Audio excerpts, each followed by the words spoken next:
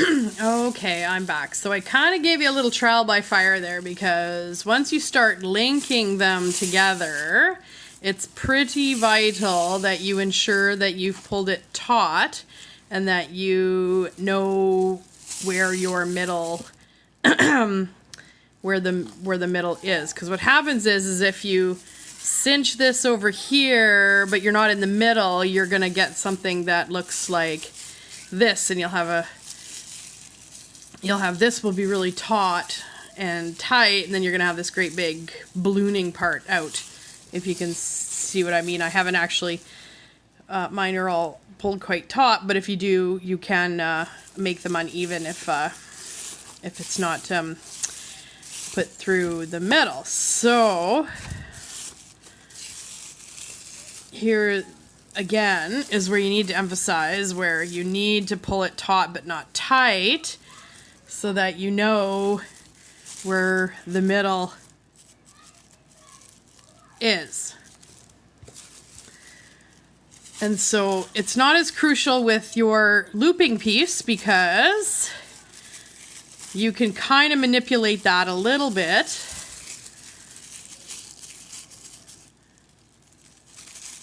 to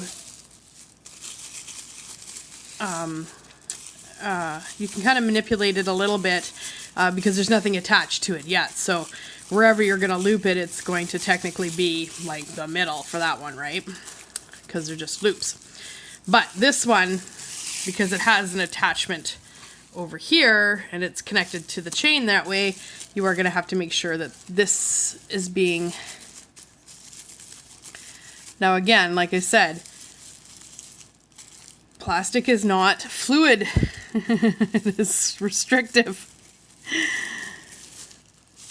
So once it wants to tighten, it tightens, and you're kind of out of luck if you... so you can kind of see that that little mistake happened here. You can see from here to where my finger is here that it's not quite in the middle, and then this piece is a little bit ballooned out, but that's okay. It's not too much. It's when you do it and you would like accidentally cinch it, say like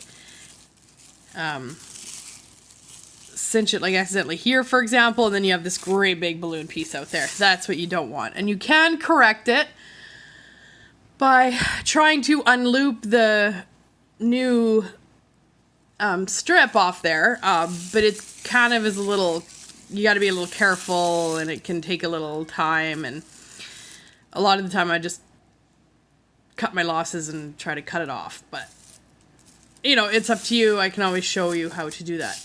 Okay, so now we have this nice, big, long, like, ribbon of plastic, all tucked together, ready to be crocheted.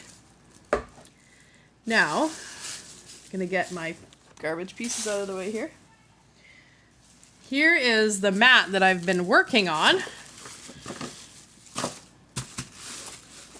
So it's approximately 2.5, about 2.5 feet, almost 3 feet in width, and then lengthwise it needs to go to about 6 feet, because it's for an adult human. Here is my loop where I left off. Now, you can see here what had happened is it got... the loop itself was new, but I ended up tearing it off because I got it stuck somewhere. That's okay. That happens. We're just gonna cut that down so we have those little pieces off there. And now you're going to take this chain. Woo! That looks funny in front of the camera, right? Because it's like all... There. So, you are going to crochet it doubled up like that. So you obviously you would press these strips together and you'd have the one like length of yarn, so to speak. So now what we want to do is we want to get it onto the chain. itself, so the crochet chain. And that is done in the same way that you would put the links together. So same idea, you link through the middle, make sure that this is the middle. This is how I do it anyway. If there is a better way to do it, that would be awesome. But what I do is I just take it all the way through. It's not super long, so you're not doing this for like ever. Unless you've taken several bags and you've linked several bags together and then you have like a gigantic chain. I don't do that because I like the little break, but you know. There, and you just tighten it. You tighten that robin's nest hook or whatever they call it. And voila. Full chain. Now this one's obviously coming off because I'm tugging at it. But that's okay. Now, for those who know how to crochet, you know what's next. This is a simple single stitch. This is a simple single stitch. The only thing you need to note about plastic is compared to the yarn that we would normally use is that, again, it doesn't have that nice slippery traction that yarn does. It's got this restrictive plastic. So when you run into the like seams, like these knots that have put them together, they don't manipulate as well as the say a yarn knot. So okay, so I'm gonna do I'm at the edge of my row here, so I'm going to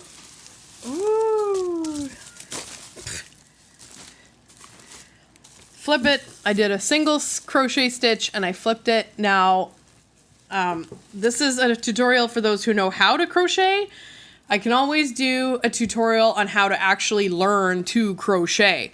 So in order to do this, this is a pattern, or this is a project where you need to know to crochet already. But if you don't know how to crochet and you want to do this, then I can teach you how to crochet as well. So again, single crochet, as you know, and it surprisingly crochets like yarn except for that slippery factor. So you just kind of keep going, keep going,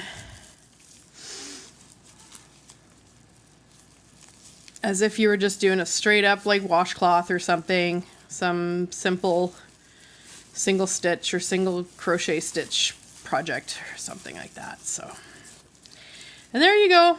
That's how you get the plastic bags into the into the mat, and then you just keep going until you've used about 600 or 700 of them, and you have a full-size human mat. And these are really useful for people who are homeless or transient workers, or anybody who camps or does like hard, you know, like hard forest camping, like hard bush camping. They're just they're waterproof.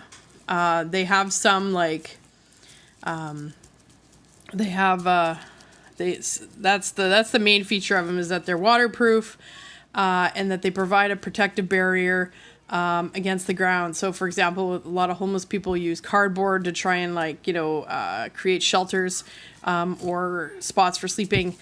This is a much more waterproof and useful mat, and it's space saving as well, so it can be rolled up really easily. So it rolls up small and is quite mobile. So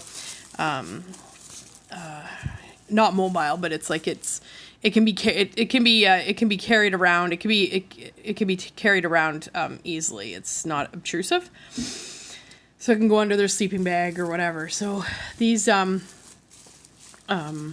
again, super useful project that you can use to help alleviate discomfort in the world. We have lots of time right now, a lot of us at home, so this is a good way to help out our communities that are struggling, who need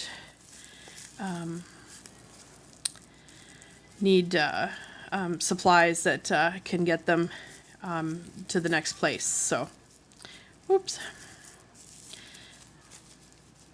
And yeah, if you want to learn how to actual crochet, I am more than willing to make a video on how to crochet. All right, have fun making your mats. Like I said, it takes about 600 to 700 to make a human-sized one. So have at her. And you can make smaller versions if you want, kid-size versions for the basement floor. I don't know, pet versions for, you know, keeping their bed off the, you know, concrete or whatever, right? There's all kinds of applicable uses for this. So, like, just let me know if I missed anything, and I can follow up on that.